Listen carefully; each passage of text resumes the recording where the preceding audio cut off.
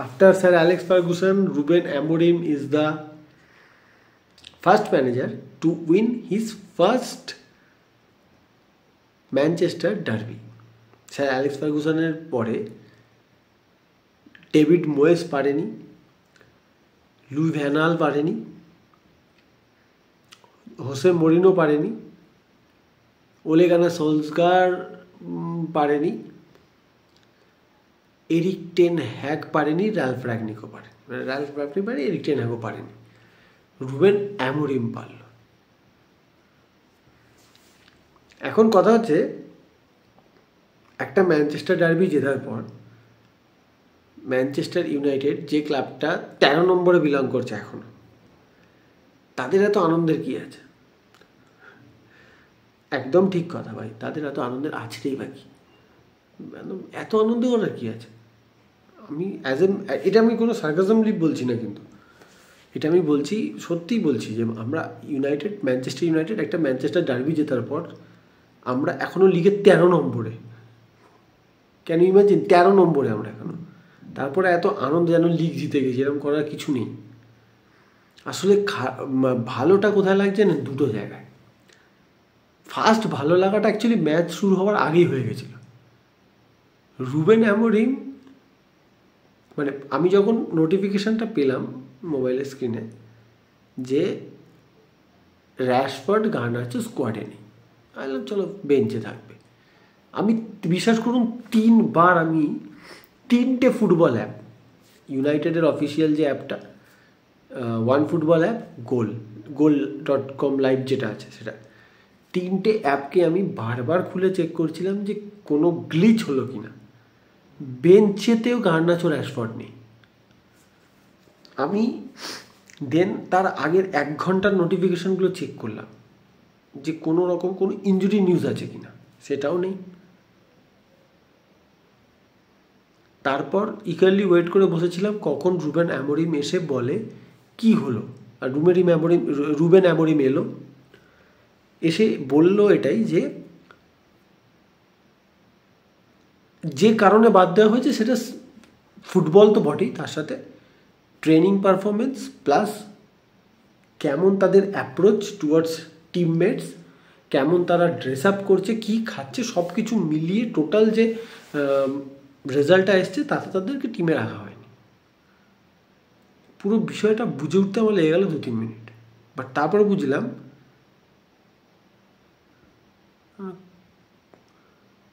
খুব আতিপাতি কোনো ম্যানেজার হয়তো এবার আর আসেনি। আমি সব ম্যানেজারদের রেসপেক্ট দিয়ে বলছি, স্যার অ্যালেক্স ফার্গুসনের পরে যারা এসেছেন ব্রিলিয়ান্ট ম্যানেজার্স, বাট মনে হচ্ছে রুবেন অ্যামোরিম একটু অন্য ধাতু দিয়ে তৈরি মনে হচ্ছে আমার। যে ম্যানেজাররা এতদিন পর এসে এরকম করা ডিসিশন নিতে পারেনি। এখন আপনারা বলবেন এরিক টেন হ্যাগও তো রোনাল্ডোর সাথে নিয়েছিল, ইট ওয়াজ ইগো প্রবলেম। যেটা রোনাল্ডোর সাথে করা হয়েছিল ওটা ইগো প্রবলেম ছিল, that was a different thing. But যাই হোক, তো এটা একটা দুর্দান্ত নিউজ পেয়েছিলাম যে অ্যাট লাস্ট ক্লাব সবার থেকে বড় এই জিনিসটা মাঠে দেখানো হবে।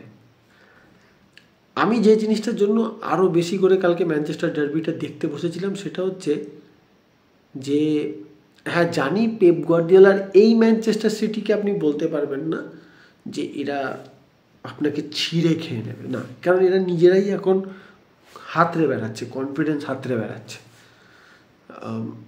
কিন্তু আমি এটা দেখতে বসেছিলাম যে রুবেন অ্যামোরিমের অ্যাপ্রোচটা কী হবে টুয়ার্ডস দ্য গেম।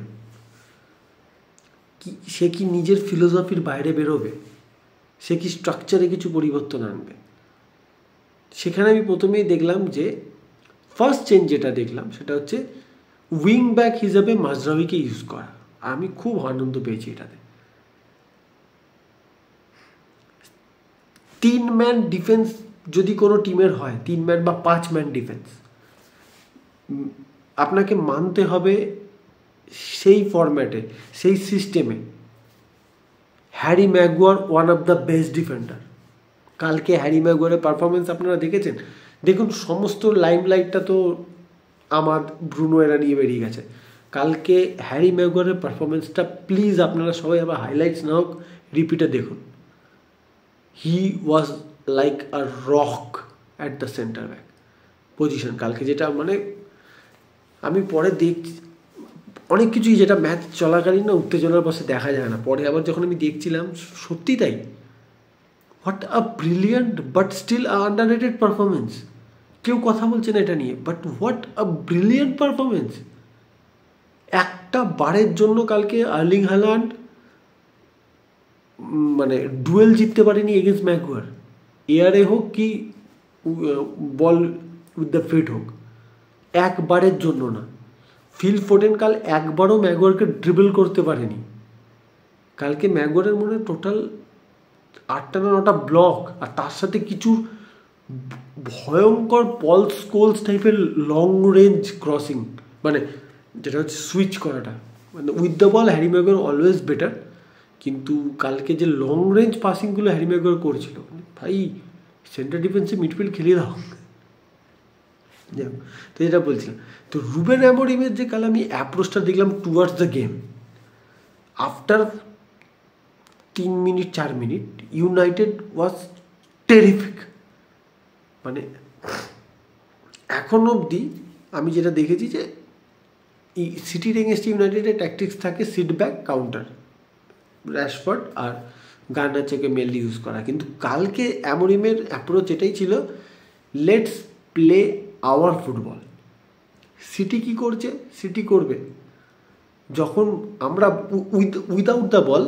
অ্যামোরিমের স্ট্রাকচার খুব সলিড ছিল কালকে, এটাও বলতে পারেন, আবার এটাও বলতে পারেন উইথ দ্য বল কালকে সিটি অতটা বেটার ছিল না, but with the ball Manchester United কালকে এতটাই ভালো ছিল আমি এক্সপেক্ট করি, একদম সোজা সাপটা কথা, আমি এতটা ভালো with the ball Manchester United হবে আমি এক্সপেক্ট করিনি। এই লেভেলের পাসিং ফুটবল আমি এই সিজনের শুরু থেকেই আমি একটা দেখতে পাচ্ছিলাম, যখন টেনাক ছিল, যে পাসিং ফুটবলের ডেভেলপমেন্ট হয়েছিল, বেটার উইথ দ্য বল লাগছিল ইউনাইটেডকে। ইউনাইটেডের মেন সমস্যা হচ্ছে গোল স্কোর করতে না পারা, যেটা কালকেও আমরা ফেস করেছি। ইউনাইটেড কালকে 4-1 গোলেও জিততে পারতো ম্যাচটা, বাট উইথ দ্য বল কাল যে কনফিডেন্সটা দেখতে পেলাম, দেখুন হ্যাঁ এমনিতে সিটি লিভারপুলের মতো হাই প্রেসিং টিম না, বাট স্টিল সিটির এগেনস্টে 50% বল পজিশন হোল্ড করা, almost same amount of passes খেলা। একটা টাইম ছিল যখন ইউনাইটেড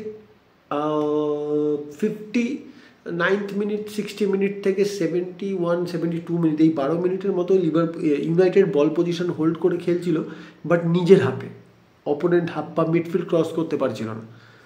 আর ঠিক ওই সময় রুবেন অ্যামোরিমের 3টে বড় চেঞ্জ, ডিলিটকে বসিয়ে লেনি ইউরো, অ্যান্টনি ইন মার্জাওয়ারির জায়গায়, আর আরেকটা যেটা চেঞ্জ হলো জাগজি ইন করা, কোথাও না গিয়ে সে টেম্পোটা পাল্টে দেওয়া।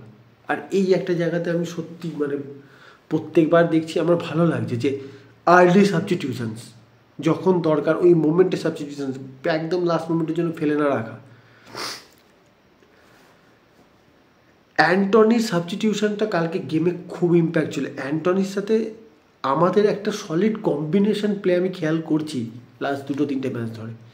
আর যেটা আমরা আগে বলতাম যে ইউনাইটেডে এমন কোন প্লেয়ার আছে যারা বেঞ্চ থেকে এসে ইম্প্যাক্ট দিতে পারে, অ্যান্টনি কিন্তু কালকে সেই ইম্প্যাক্টটা দিচ্ছিল। অ্যান্টনি কাল যতবার বল পেয়েছে সিটিকে কিন্তু খুব একটা কমফোর্টেবল লাগছিল না যখন অ্যান্টনি উইথ দ্য বল রানগুলো প্রোভাইড করছিল, কারণ অ্যান্টনি অনেক স্ট্রেট ফরওয়ার্ড ফুটবল খেলছে এখন, বল নিচ্ছে 1:1 যাওয়ার চেষ্টা করছে, বক্সের কাছে গিয়ে পাসগুলো খুব প্রপার টাইমিংয়ে ছাড়ছে, তো দেখে ভালো লাগছিল আমার।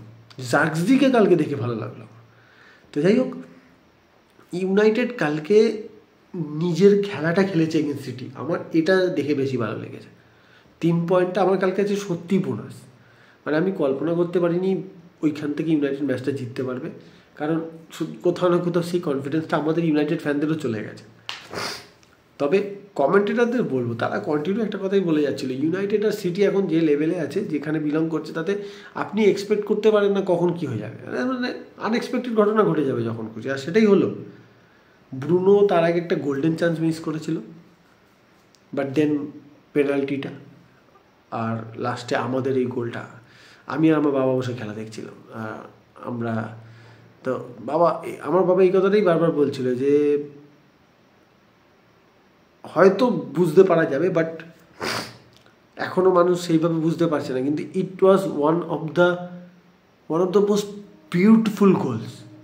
ওই প্রেশারের মধ্যে ওইভাবে ওটাকে পেছন থেকে আসা বলকে রিসিভ করা, that brilliant long ball from Lisandro Martinez, সেখান থেকে আমার দিয়ালোর কন্ট্রোল প্লাস গোলকিপারের সামনে থেকে বলটাকে টাচ করে লব করে নিয়ে বেরিয়ে যাওয়া, and then on the volley goal, one of the best goal এই বছর প্রিমিয়ার লিগের। তো ভিডিও শেষ করার আগে, বেশি লম্বা করবো না, বাট ভিডিও শেষ করার আগে একটাই কথা লাস্টে বলবো যে ইউনাইটেড জিতেছে, আমি সত্যি আনন্দে আছি, কিন্তু পেপ গুয়ার্দিওলাকে নিয়ে যে জিনিসগুলো হচ্ছে আমার মনে হয় এটা বন্ধ হওয়া উচিত। দেখুন, একটা কথা আমাদেরকে মানতে হবে, ফুটবলে আলটিমেটলি রেসপেক্টের জায়গা থেকে, এই টিমটা আর এই ম্যানেজারটা কিন্তু লাস্ট 7-8 বছরে সব জিতেছে, সব মানে রীতিমতো কোন ঠাসা করে দিয়ে জিতেছে, অপোনেন্টকে দাঁড়াতে দেয়নি, এমনভাবে জিতেছে। কিন্তু কোথাও না কোথাও কি এই টিমটারও একটা শেষ, ওই এরিক টেন হাগের বিখ্যাত যে কথাটা, যে এরাস কাম টু এন্ড, হয়তো এবার সেই এরা শেষের দিকে, মানে পুরো টিমটা একসাথে অফ ফর্মে, একসাথে টিমটার বয়স হয়ে যাচ্ছে। তো এত কিছুর পরেও আমার মনে হয় একটু রেসপেক্ট ওই ম্যানেজারটার জন্যও রাখা উচিত। যেভাবে পেপ গার্দিওলাকে নিয়ে মিমস তৈরি হচ্ছে, যেভাবে পেপ গার্দিওলাকে নিয়ে উল্টো পাল্টা কথা বলা হচ্ছে, আমার মনে হয় এই লোকটা সেইটা ডিজার্ভ করে না, তাই না?